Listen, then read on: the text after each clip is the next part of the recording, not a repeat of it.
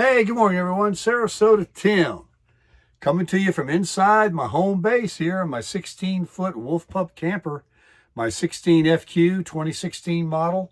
I live in this full time, and we are in the state of Georgia right now, not in Florida where my home base is.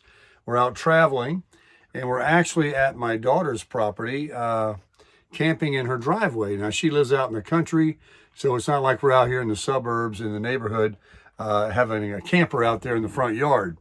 I'll step outside in a minute and I'll show you around a little bit.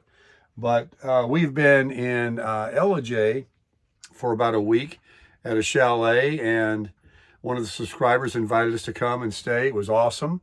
And now we're back here for about 3 or 4 days before going to another cabin in the mountains, up in the Blue Ridge Mountains, Blue Ridge City in Georgia. It's about an hour from here. And we'll be bringing you some videos from that. It's a much larger cabin, 4 bedrooms. And so we're going to check out all the area there at Blue Ridge and bring you some things to do, things to see, places to eat. And also, this cabin is an Airbnb. We'll provide the information for you that you can click on to see what the rates are and if you would like to come. But I understand this is a very large cabin, so you can either rent it yourself, or you can come with 2 or 3 couples and share the cost, and you never run into each other because it's very big. But and also it's a smart home, as the Sunrise Chalet was that we stayed in, but in a different sense that this one, if you drive an EV, they do have charging available for any EV, including Tesla.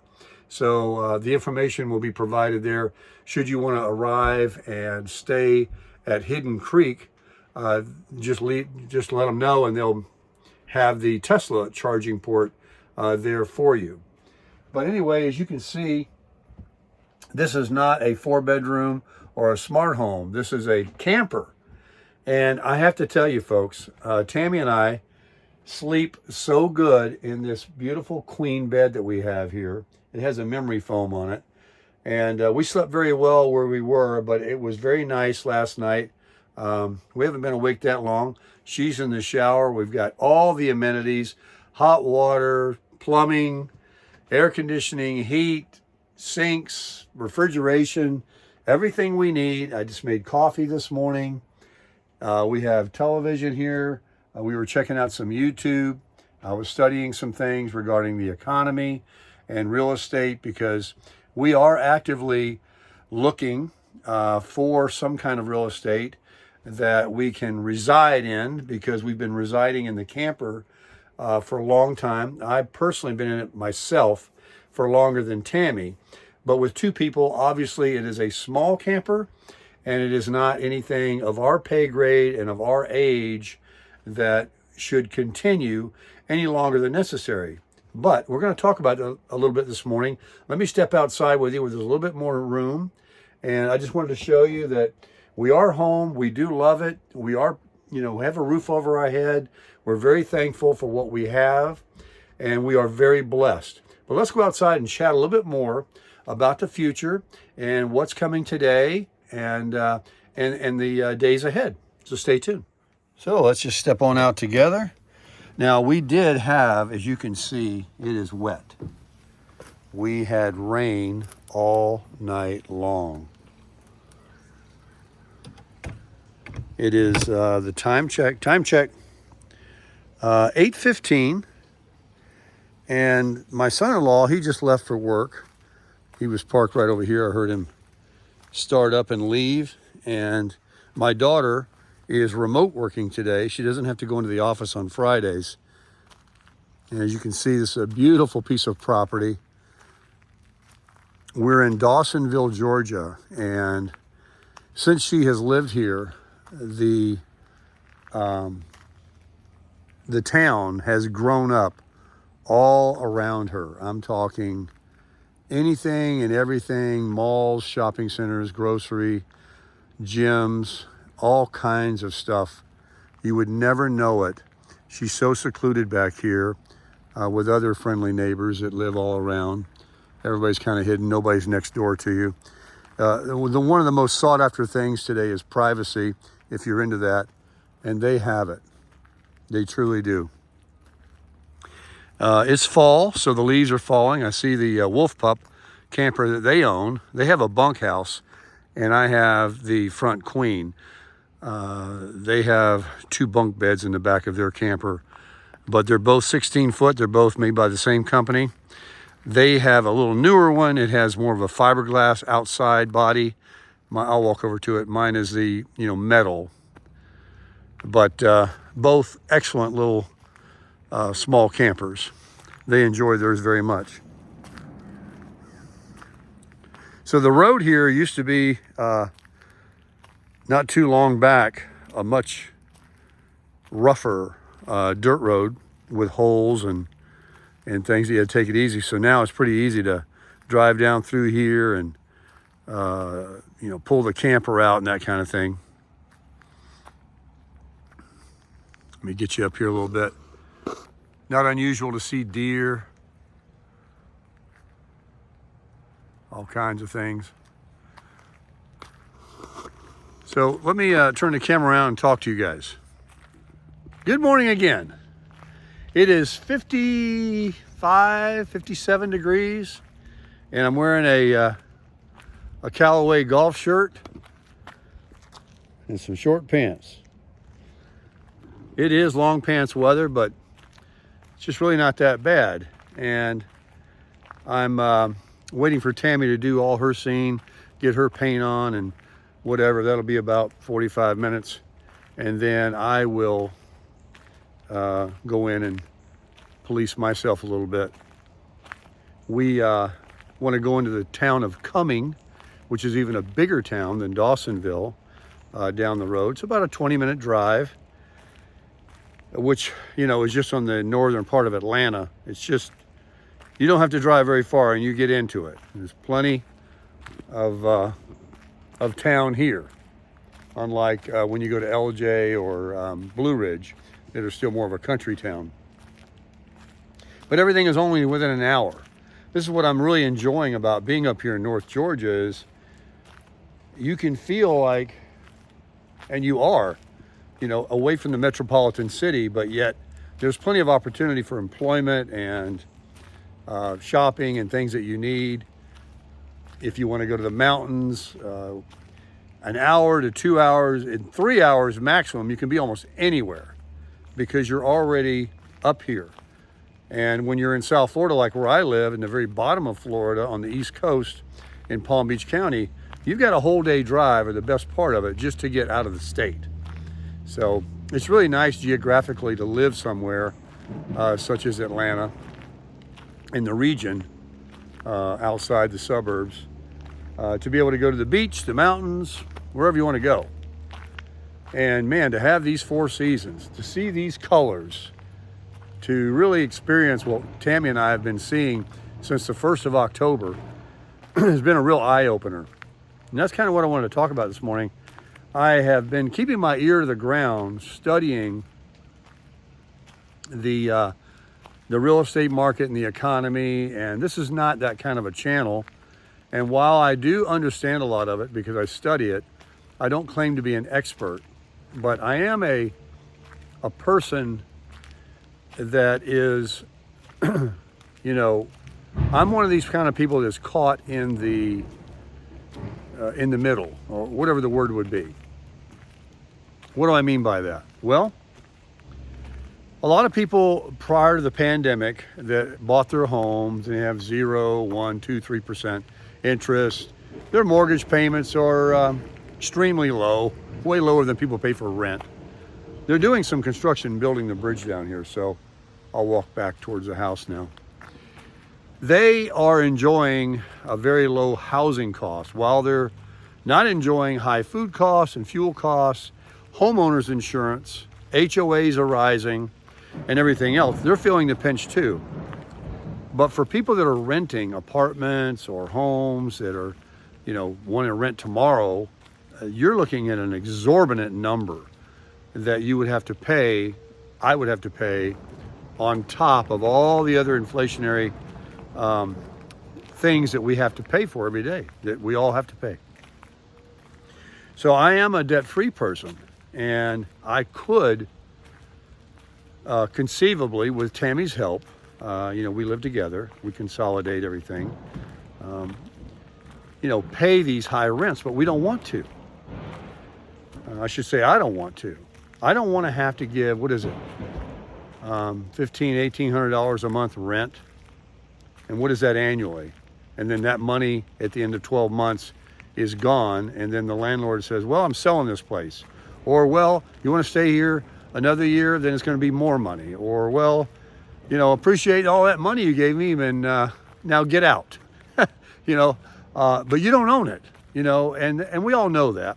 And a lot of times renting is a better deal, because home ownership doesn't come without its costs. You've got all the responsibilities, especially if you're renting it to someone. You got to make it safe and all that kind of stuff. So there's no real win. What we're waiting for, and what I've been studying on the real estate market, is we have gone through this big reset. Prior to the pandemic, things were on their way up. The stock market was rising. People were enjoying increased values of their home. Homes were going crazy. I remember when I lived in Sarasota, in Lakewood Ranch. That area is beautiful. I mean, it is sought after, man. That is the #1 move to city in the whole U.S. for 3 years. Lakewood Ranch, Florida. And you could have still bought a 3-2 there for like $250,000, $225,000 in a gorgeous community. It would have HOA and all the things that went with it. And now those homes are, I don't know, double, 2.5 times that price. I'm sure homeowners insurance is expensive, especially on the East Coast where I live because of the hurricanes. So Florida has become like a California. Unless you got a lot of this, it's really unattainable for most people. Although people would love to be around palm trees and beaches that I've enjoyed. I grew up there. I just don't want to rent anymore. I want my own piece of America. And so that's what we're trying to find. But we have a lot of roadblocks right now. Right now we have a situation where interest rates are 8%, homes cost $1 million, and all the things we just talked about, the insurance, the HOAs, and that kind of thing. So what do? Well, everybody keeps talking about it's going to change in the next 6 months to a year. So I'm buckling down. I guess I'm just going to stay in that and keep doing what I'm doing until further notice. I think that Tammy and I are going to try and go out and travel more and find those opportunities as they present themselves in the coming months, because it's really difficult to find something out of the state you're currently living in just online. You really kind of need to go. Show you my daughter and son-in-law's camper. You really kind of have to be in the area and something just kind of come across your path. See, they have a nice fiberglass finish on theirs. You got their outside speakers. I have outside speakers too. They have an electric awning, and I believe there's an LED light bar underneath that too. I need to buy some of those wheel covers to protect my tires, my new tires. They also have that fold-down gate as I do to store things on it. So it's the same camper. Isn't that ironic? We both got wolf pups. They're so nice.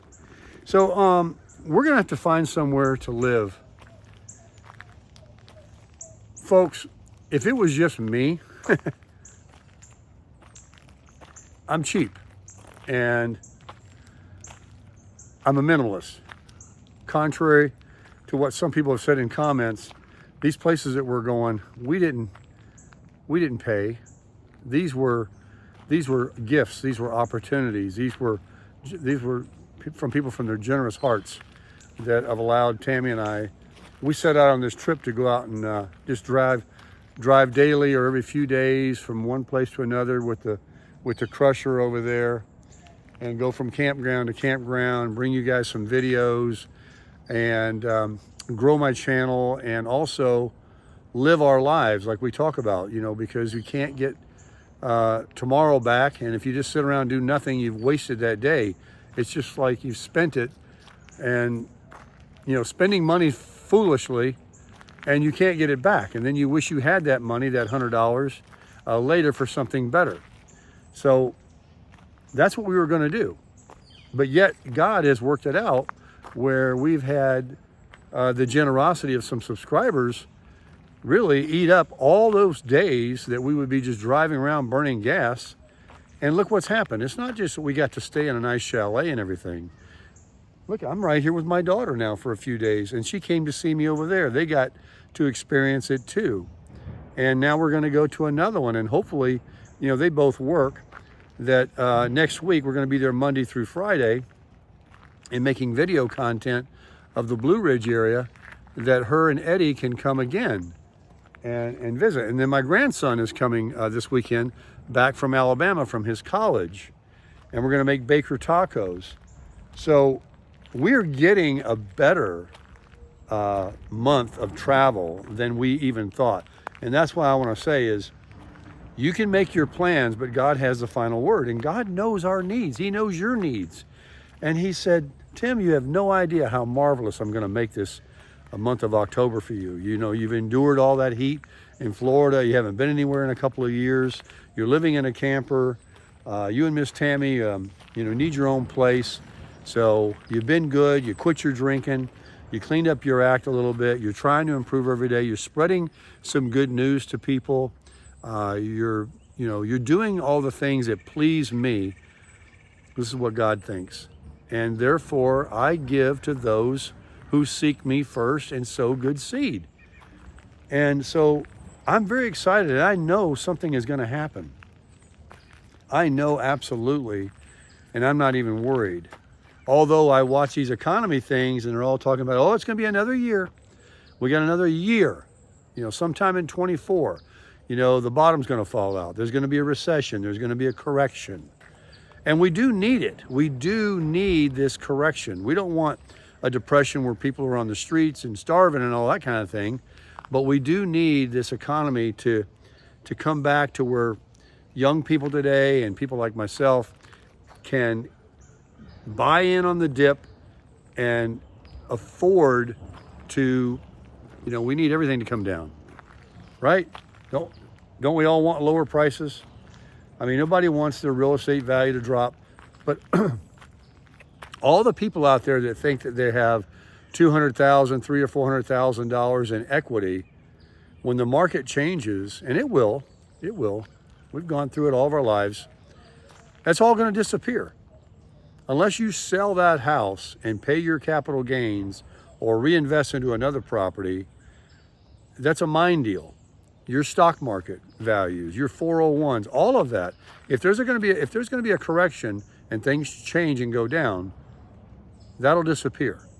So, you know, don't live with a false sense of security that you're so rich and you're making so much, because it's all hypothetical. What you can count on is what you don't owe, what you own, your assets, and your health. That's the thing you want to keep, that you don't want to lose. And praise God, I have health.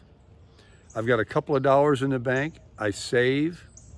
I owe nobody anything, and neither does Miss Tammy.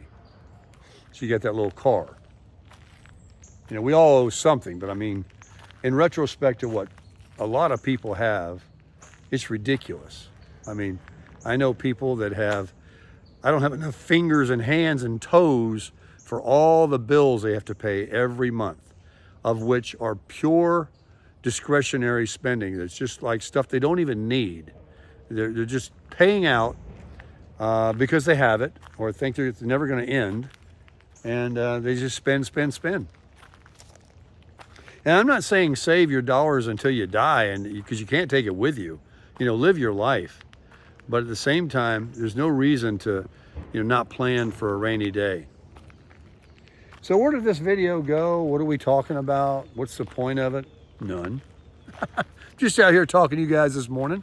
Feels really good. I'm glad I didn't put long pants on or a jacket. I feel excellent. It's very foggy. It rained, like I said, all night, but it's going to be a nice day. I'm going to try and go in and maybe get my ears lowered today. I don't know. Thinking about it.